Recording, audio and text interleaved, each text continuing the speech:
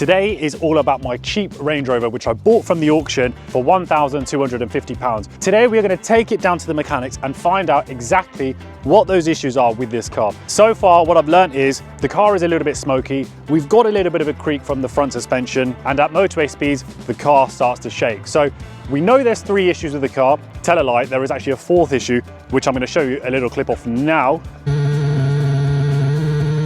So as you can see, this car does have quite a few issues, but it doesn't stop me from driving it. It doesn't mean it's a bad car, but ultimately today we're going to find out exactly what is wrong with the cheapest Range Rover 3.6 TD-V8 in the country.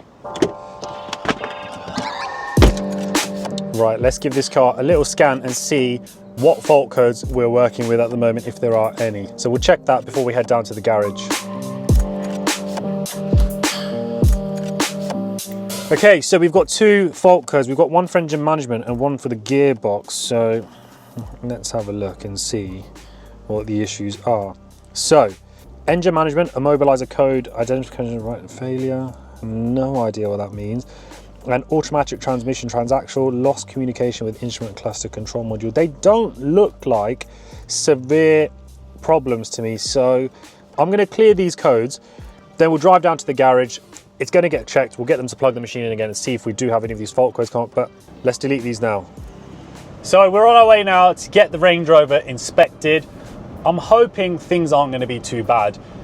In all honesty, the car drives very, very nice. The engine seems really smooth. The suspension is pretty damn comfortable as well. I know I mentioned you hear little creaks from the front arms maybe, but it's expected. It's done 124,000 miles. It's a 17-year-old Range Rover. You're not going to expect it to be in A1 condition, especially at the price point I got this car. However, that doesn't take away from the fact that this still was a circa 60-odd K car when it was new, and it has been looked after relatively well over those years. So I'm hoping we're not going to have major issues today once we get the car checked out. And how much money am I going to potentially need to spend on this Range Rover? Because it's already getting costly just when I'm thinking about the amount of fuel this car burns through. It is a diesel, but it definitely is not an economical one. So bear that in mind when you are looking to buy a 3.6 turbo diesel V8. Now, something else which I've had done to this car since the last video is getting the interior valeted. It wasn't that bad to begin with, but for me, I felt there was a bit of grime, a bit of dirt, especially around that center console and gearbox. I like my cars to feel clean and smell fresh, and only cost me £70, but I'm happy with the outcome, and I'm sure you can agree the car is looking very, very nice and fresh. Exterior wise, I didn't get anything done just yet. I am going to be looking to get the car detailed, but that is something which we're going to do to the car later on. But for now, we're about 5 minutes out from the garage, so let's head down there and I'm going to catch up with you once we get this car on a ramp. So stay tuned, guys. So the plan is to inspect this car today, find out if there's any hidden issues, and start a shopping list for parts we need to fix this car. On first impressions, it actually doesn't look too bad underneath. Doesn't look like it's been an off-roader, more likely it's been driven around Chelsea in the early years of its life. Nothing seems broken, which is always a good sign on an old off-roader car like this. Overall, it seems pretty dry, other than a slight seepage you can see here, but doesn't look too concerning. Maybe if the issue with the car shaking at high speed persists, then I'll look into this further, but as it stands, nothing out of the ordinary on a Land Rover at this age and mileage. The exhaust all looking good nick. No corrosion whatsoever, which is good. Now let's take a look at those front arms, as here is where we think we will find our issue with the shaking and knocks. And this front driver side ball joint seems to have a good amount of play, which hopefully explains some of those issues. The passenger side seems all good, all as expected for wear and tear as it gets on a bit. Another good sign is that the engine trays are all intact and not damaged, more of a positive that it hasn't had any hard use during its life. Nor can we see any major oil leaks, which can be a common issue on these cars. We also checked the engine bay for any obvious split hoses to explain the black smoke coming from the exhaust, but again, all seems fine, so maybe it does just need a good long drive. But that's just a quick overview of this cheap L322 Range Rover. Okay, so how are things looking now after having just a quick inspection done on the car? Things will get fixed, but that is going to be later on the video once everything arrives. But on first impressions, looking underneath the car, it's actually pretty good. Even the mechanic was advising me, as many of the Land Rovers he's seen over the years, he goes, you can tell this car's been pretty looked after over the years. But what I am happy about is we've potentially found the culprit for the knocking noise coming from the front, as well as the car steering shaking a little bit at 70 miles an hour. Now that seems to be the ball joint on the driver's side. You can see there is quite a bit of movement in there. So I'm 99% sure that is the reason for why we've got a bit of a knocking noise.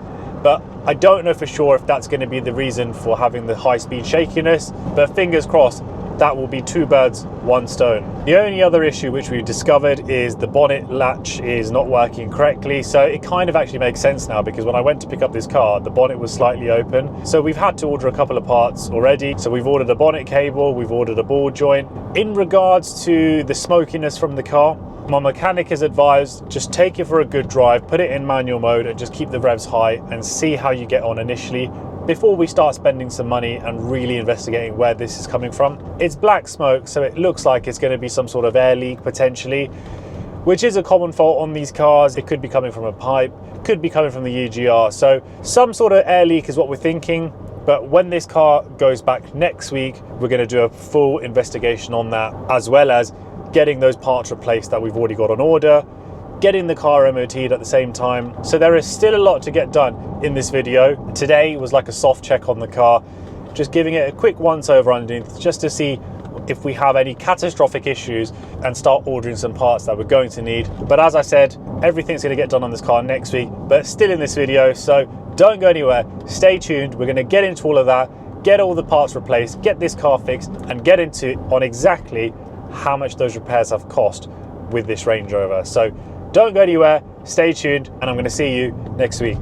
So it's been a couple of days now and it's time to get the Range Rover back on the ramp and get all things repaired. So let's get this car put on the ramp and let them crack on. These old side steps had seen better days, so I decided I'm going to get some new ones fitted to the car. So let's start with that. First, we have to spray some WD-40 on those old rusty bolts, as this will help us loosen things and remove bolts without breaking them. You can literally see the rusty debris flying off from those side skirts.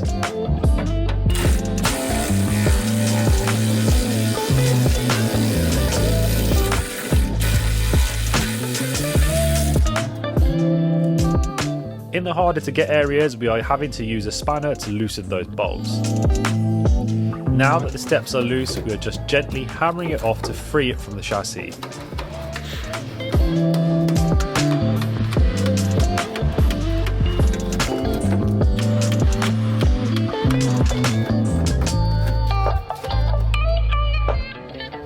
And that's one side step removed.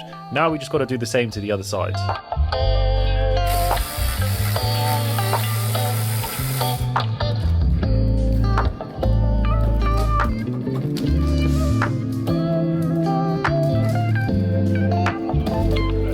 These are the new side steps which will be going on. They are looking a lot better than the broken bent ones. But first we need to do some prep, so starting with drilling the existing hole where a rusty bolt had snapped. Then we are using copper grease on the bolts, as this will prevent them from seizing in the future.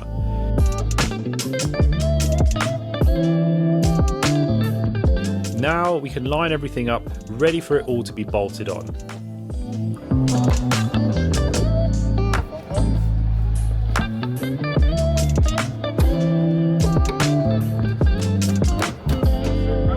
Again, making sure to apply copper grease before any new bolts go back into position.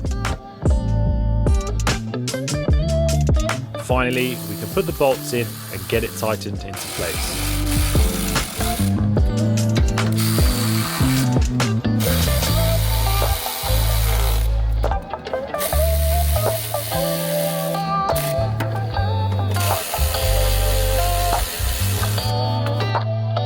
And there we have it, one side skirt fitted. Just the other side to line up and bolt in place, and that's that done.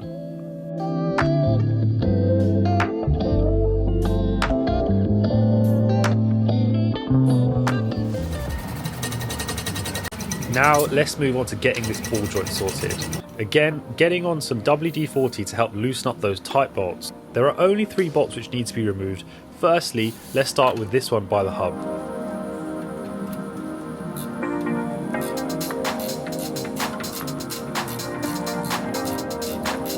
The next one is in the centre of the arm as an attachment. This is to do with the adjustable ride height settings. Finally, the third and last bolt we are loosening is from the top of the arm, which will allow it to be dropped out of position and ready to be removed.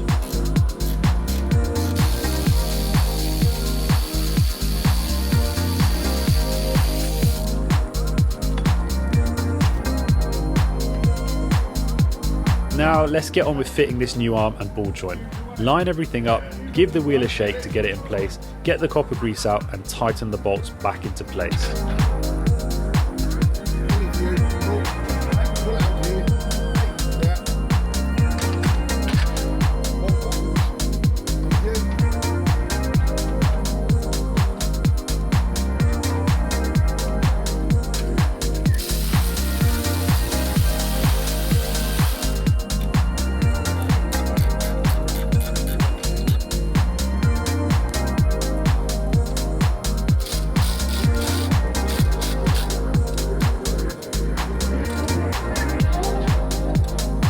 And that's one Range Rover fitted with a new arm, new side skirts, and the bonnet cable has been replaced, even though I didn't catch it on camera. Now it's time for the MOT, and I'm not going to show you a full MOT, but what I will show you is this device which is used for testing brakes on a four-wheel drive car for the MOT test. Yeah, that literally is how it's done. And as you can see, I scored 91 out of 100, so some solid brakes on this tank, but that wraps up the work done today on the Range Rover.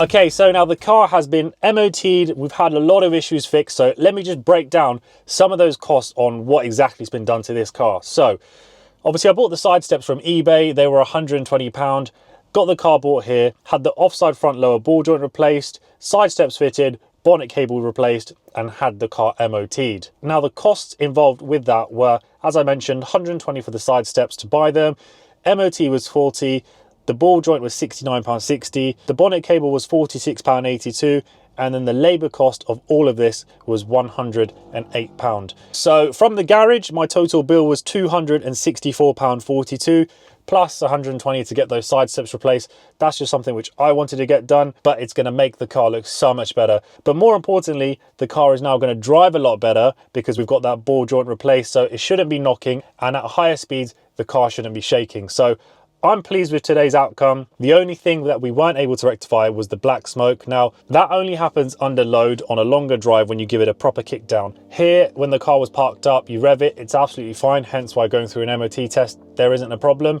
But I've been advised to take it to a local place where they can do a carbon clean on the EGR valve, so that is something which I'm still yet to get done.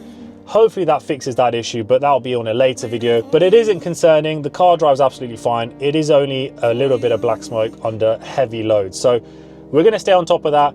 But for now, let's get this car taken to the car wash, get it cleaned, and let's end the video with how this car is looking.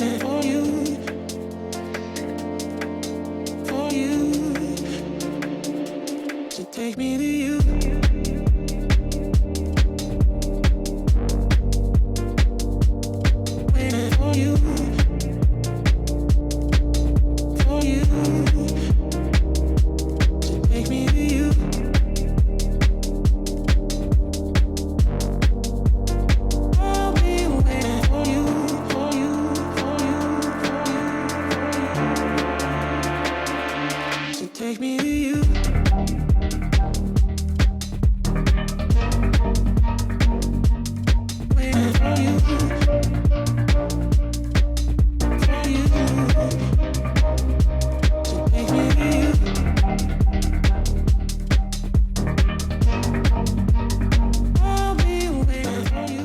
So that is the car now, picked up from the car wash. And what a car for the money, seriously. £1,250 hammer price. I know we've spent a little bit of money on it, which we'll get into exactly. But even still, what a car for the money. I think the grand total so far I've spent buying this car, getting it prepped, valeted, repaired, totals £2,006.38. Tell me a better car that you can buy for this type of money. The side skirts, a small touch, but honest to God, it just really sets off the car in my opinion. It was letting it down before where it was all bent and wobbly or whatever, but it looks so much better now. £2,000 as it stands for a Range Rover that is functioning, Yeah, it's got a little bit of smokiness, but it's very, very little. But that is something which we are going to touch on in another video when we get those EGR valves taken over to a company where they're going to do some carbon clean on them. So hopefully we can get that sorted. But other than that, just look at it. What a car for the money. £2,000 as it stands for a Range Rover that looks like that. What a car. Moving forward with this car on the channel, I will update you on how this journey goes. I still need to address the issue with the speakers popping. It hasn't done it since that video, but there potentially is an issue with that. So I will probably look to take that to my local car audio place and see what the issue is in regards to that. Having a quick read up, it is a bit of a common fault. I think you get some water ingress into the amplifier, which is on the passenger side of the boot, and needing to get the carbon cleaned on the EGR valve. I think we're on to a winner with this Range Rover. So let me know what you guys would love to see on the channel. If there's anything else you want to see or want me to do with this car, comment down below now, guys, and let me know. As many of you will know, I've had so many of them over the years, but I'm really liking this L322. But other than that, I hope you've enjoyed today's video. I hope it's given you a good insight into getting some of those issues rectified, behind the scenes of what it's like owning an old Range Rover with a bit of mileage and a bit of age, some wear and tear, but overall, not a bad example. So I hope you've enjoyed today's video, guys. Thank you so much again for watching. Don't forget to like, share, and subscribe. And I'm going to see you on the next one. Take care, guys.